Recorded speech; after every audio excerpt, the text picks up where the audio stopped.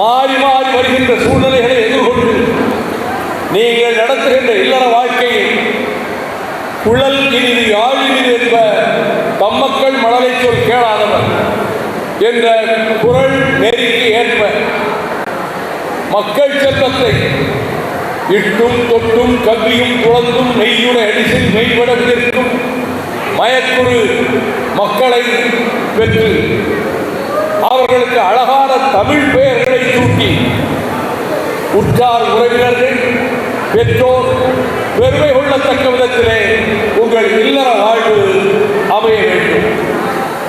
வாழ்ந்தால் ஆதித்யா ரமாவை போல ஒரு இல்லறம் இருக்க வேண்டும் என்று சிலர் சொல்லுகிற அளவுக்கு உங்கள் இல்லற வாழ்வு அமைய வேண்டும். அப்படிப்பட்ட இல்லற வாழ்வு தம்பி ஆதித்யாவுக்கு சொல்வேன். ஆகாறு அளவிட்டுதாயினும் கேடில்லை போகாறு அகலாக்கடை என்ற திருக்குறளை உங்களுக்கு நான் பதிய வைக்கிறேன்.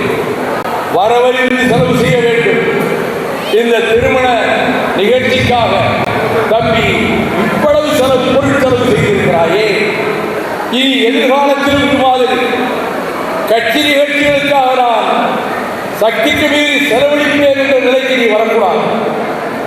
குடும்பத்தை பாதுகாக்க வேண்டும், குடும்பத்தின் பொருளாதாரத்தை பாதுகாக்க வேண்டும், வரவறிந்து செலவு செய்ய வேண்டும், சிக்கனமாக இருந்து பொருளை முறையாக சேர்த்து மக்கள் செல்வத்தை பண்புள்ளவர்களாக, தன்மானம் உள்ளவர்களாக, சுயமரியாதை உள்ளவர்களாக அவர்களை வளர்த்து அவர்களுக்கு நல்ல கல்வி அறிவு பெறுவதற்கான சூழலை உருவாக்கி உங்கள் பெற்றோர் மனமகிழ பேரன் பேட்டிகளை எடுத்து அவர்கள் கொஞ்சி மகிழத்தக்க வகையில் உங்கள் இல்லற வாழ்க்கை அமைய வேண்டும் என்று நான் விரும்புகின்றேன். மாணிக்க வாசகர் கூறியதைப் போல நமச்சிவாய வாழ்க, நாதன் தாழ் வாழ்க, இமைப்பொழுதும் நெஞ்சில் நீங்காதான் தாழ் வாழ்க, கோகழி ஆண்ட குருமனிதன் தாழ் வாழ்க என்ற அந்த வாழ்த்துக்களையும் சேர்த்து நீங்கள் தன்மான உணர்வுள்ளவர்களாக மறுமலர்ச்சி திராவிட முன்னேற்ற கழகத்திற்கு சோதனை காலமெல்லாம் நீங்கிவிட்டது. இருளும் ஒளியும் மாறி மாறி வரும் என்று நான் கூறுவதைப் போல 32 ஆண்டுகளை கடந்திருக்கிற மறுமலர்ச்சி திராவிட முன்னேற்ற கழகம் எத்தனையோ அறைகூவல்களை சவால்களை சந்தித்திருக்கிறது. அத்தனையும் எதிர்கொண்டு இந்த இயக்கம் இன்றைக்கு குண்டமன நிமிர்ந்து நிற்கிறது என்று சொன்னால், தம்பி உன்னை போன்ற கழக தோழர்கள் அவர்கள் காட்டியிருக்கக்கூடிய உறுதியும் இந்த இயக்கத்தை பாதுகாக்க வேண்டும் என்ற எண்ணமும் கழகத்தை பாதுகாத்து தந்திருக்கிறது. தமிழ்நாட்டின் வாழ்வாதாரங்களை காப்பாற்ற போராடிய இயக்கம் எது? மறுமலர்ச்சி திராவிட முன்னேற்ற கழகம். நாங்கள் தேர்தலிலே பெரிய வெற்றிகள் பெற முடியாமல் போயிருக்கலாம், வாக்குகள் கிடைக்காமல் போயிருக்கலாம். ஆனால் நாங்கள் தமிழ்நாட்டு வாழ்வாதாரங்களை காப்பாற்றியதற்கு போராடியதை போல எந்த கட்சியும் போராடியதில்லை. இதை சவால் விட்டு சொல்வேன். முல்லை பெரியார் வெள்ளிக்கும் கடையை பாதுகாக்க வேண்டுமா? வைகோவின் பட்டாளம் தான் அதை 12 ஆண்டுகள் போராடி பாதுகாத்து தந்தது. நெய்வேலி நிலக்கரி நிறுவனம் வடநாட்டு பெருமுதலாளிகள் கையிலே சிக்க இருந்த வேளையில் அந்த முடிவை மாற்றியது யார்? நெய்வேலி வட்டாரத்திலே வேலை பார்க்கிற தொழிலாளர்களிடம் போய் கேளுங்கள். தென்தெளிவர் கொண்டு வந்த மனுவை வாஜ்பாயிடம் கொண்டு சென்று முடிவை மாற்றுங்கள். நெய்வேலி நிலக்கரி நிறுவனம் எங்கள் மண், எங்கள் தோழர்கள் தொழிலாளர்கள் சிந்திய வியர்வையிலே வளர்க்கப்பட்ட தொழிற்சாலை. அதை பெருமுதலாளிகளுக்கு விற்க முற்படாதீர்கள். அந்த முடிவை மாற்றுங்கள் என்று சொல்லி முடிவை மாற்ற செய்தவன் நான். எனக்கு நெய்வேலியிலே அத்தனை தொழிற்சங்கங்களும் சேர்ந்து வரவேற்பு கொடுத்தார். அதை போலத்தான் சோழ மண்டலத்தில் காவிரி தீரத்தில் மேகதாட்டு அணையை கட்டுவதனால் பஞ்ச பிரதேசமாக இருக்கும் என்று ஊராக சென்று எச்சரித்தவன் நான். அந்த திட்டம் போடப்பட்ட போதே 2012 கிருஷ்ணகிரி எல்லையில் போய் போராட்டம் நடத்தியவன் நான். ஸ்டெர்லை நாசகார நச்சாலையை தூத்துக்குடி மண்டலத்திலே இருந்து விரட்டி அடிப்பதற்கு உலக கோடீஸ்வரன் அனில் அகர்வாலை எதிர்த்து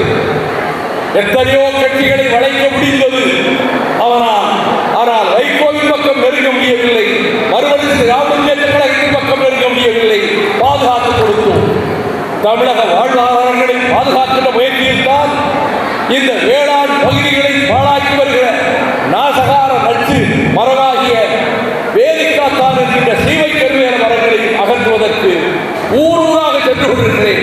இதனால் ஓட்டு கிடைக்குமா? ஒரு ஓட்டு கூட கிடைக்காது. இந்த வேலிக்கருவேலை அகற்றுவதற்காக 10 ஓட்டு விழுந்து விடுமா? 10 ஓட்டு கூட விடாது. ஆனால் இந்த தமிழகம் வாழ்விட்டு போகும். இந்த வேலிக்கருவேலை அழிக்காவிட்டால் சுற்றுச்சூழல் நாசமாகி விவசாயம் அறிவோடு நாசமாகி வந்ததால் நான் தோழர்களை அழைத்துக் கொண்டு ஒவ்வொரு மாவட்டமாக சென்று அதை அகற்றுகின்ற வேலையிலே நான் ஈடுபட்டு வருகிறேன் என்பதை நீங்கள் நன்றாக அறிவீர்கள். அதை போலத்தான் ஈழத்திலே கொடுந்துயர் நிகழ்ந்த போது லட்சக்கணக்கான தமிழர்கள் கொண்டு குவிக்கப்பட்ட போது அதை தடுப்பதற்காக நாடாளுமன்றத்தில் முழங்கியது மட்டுமல்ல, எத்தனை போராட்டங்கள் வருகிறான் சாஞ்சிக்கு கொலைகார ராஜபக்சே என்ற போது 1000 பேரை திரட்டிக் கொண்டு 4 மாகாணங்களை கடந்து சம்பல் பள்ளத்தாக்கினுடைய கொள்ளையர்கள் உதவி இடத்தில் போராட்டம் நடத்திய வரலாறு இந்திய உபகண்டத்தில் மறுமலர்ச்சி திராவிட முன்னேற்ற கழகத்தை தவிர எந்த கட்சிக்கும் கிடையாது. 4 மாநிலம் கடந்து போராடக்கூடிய போர்க்குணம் அது மறுமலர்ச்சி திராவிட முன்னேற்ற கழகத்திற்கு உரித்தானது. இதில் யாரும் எங்களோடு போட்டிக்கு வர முடியாது. வரிசையாக அடுக்கிக் கொண்டே போகலாம். 1000 பேரோடு 4 மாநிலம் கடந்து அங்கே சென்று சாங்கிக்கு வருகிற ராஜபக்சே எதிர்த்து போராடியது மட்டுமல்ல, தலைநகர் டெல்லிக்கே அழைத்து சென்று போராடியதோடு நரேந்திர மோடியோடு உடன்பாடு வைத்திருந்தோம்.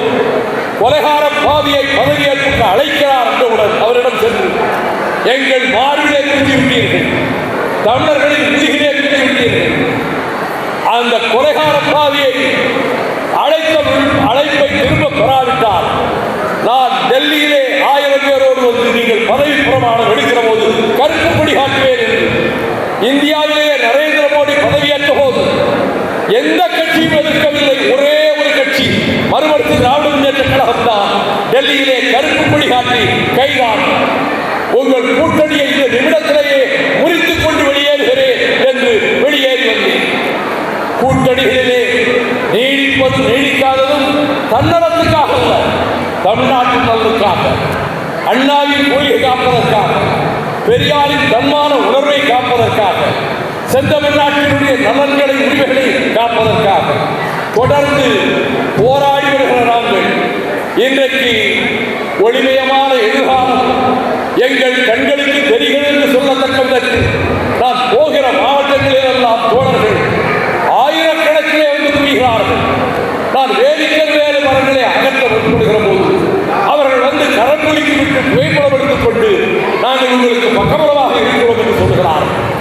ஆகவே பனிக்காலம் வந்தால் வசந்த காலம் வராமலா போய்விடும். If winter comes, can spring be far behind? பனிக்காலம் வந்தால் வசந்த காலம் வரத்தான் செய்யும். பனிக்காலம் நமக்கு நீங்குகிற வேளை நெருக்கிவிட்டது. வசந்தத்தின் காலம் அதனுடைய கரங்களை நீட்டி மறுமலர்ச்சி கொண்டுவிட்டால் வாழ்க்கை நடக்காது. எவ்வளவு நாள் கனவு கண்டு எத்தனை இரவு பகல் பாடுபட்டு இந்த நிகழ்ச்சிக்காக இவ்வளவு வரவேற்பு ஏற்பாடுகளையும் தம்பி அருமை பிள்ளை ஆதித்யா அவர் குடும்பத்தினரும் மணமகள் குடும்பத்தினரும் செய்திருக்கிற போது எனக்கு நேர நெருக்கடி அதிகம். இந்த நிகழ்ச்சியை முடித்துக் கொண்டு இரவோடு இரவாக நான் மதுரை மாநகர் சென்று நாளை காலை 6 மணிக்கு அங்கிருந்து புறப்பட்டு அருப்புக்கோட்டையில் 6 மணியிலிருந்து 7:30 மணிக்குள்ளாக ஒரு திருமணத்தை நடத்தி வைத்துவிட்டு பிற்பகலிலே சென்னைக்கு திரும்ப வேண்டும். இன்று இரவு பூராவில் எனக்கு பயணம் இருக்கிறது.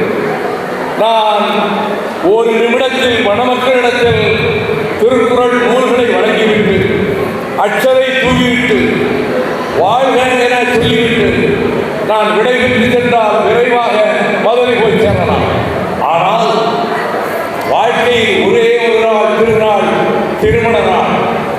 அந்த திருமண நாளில் எல்லோரும் அமர்ந்திருக்க ஒரு வாழ்க்கை நடக்காதா என்று மனதுக்குள் ஏக்கம் கொள்ளுகிற ஆதித்யாவினுடைய மனவிருப்பப்படி நானே இந்த ஏற்பாடுகளை ஒழுங்குபடுத்தி கவனித்தேன்.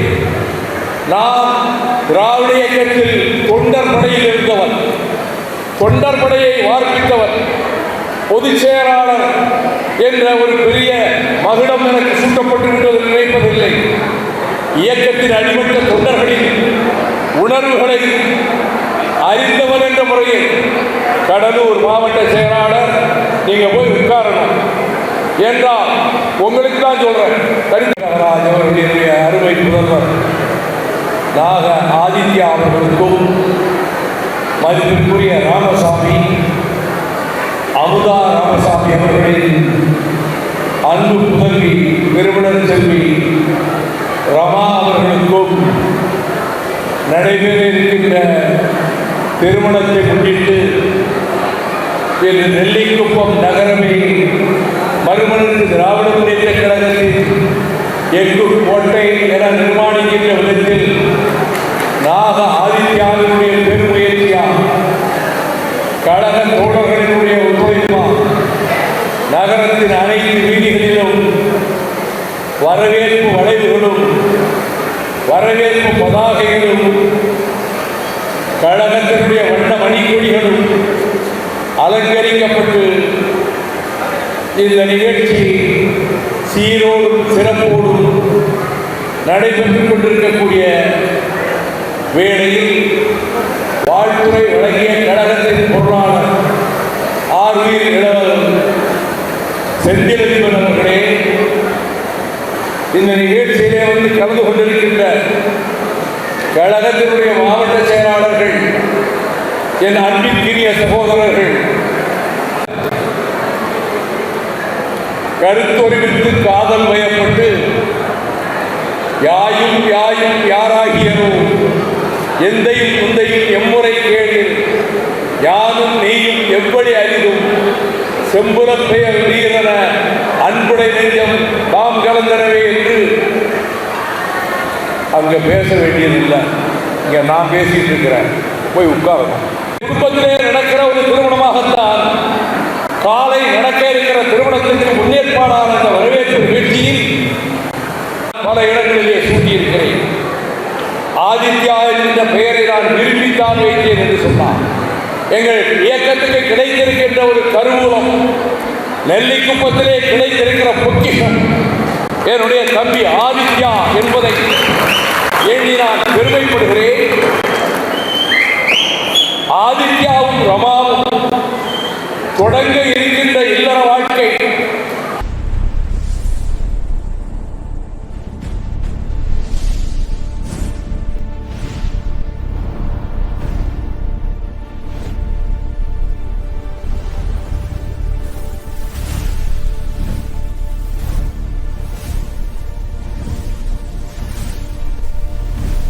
From politics to spirituality, from cinema to crime, one network connects the Tamil world. This is U Tamil.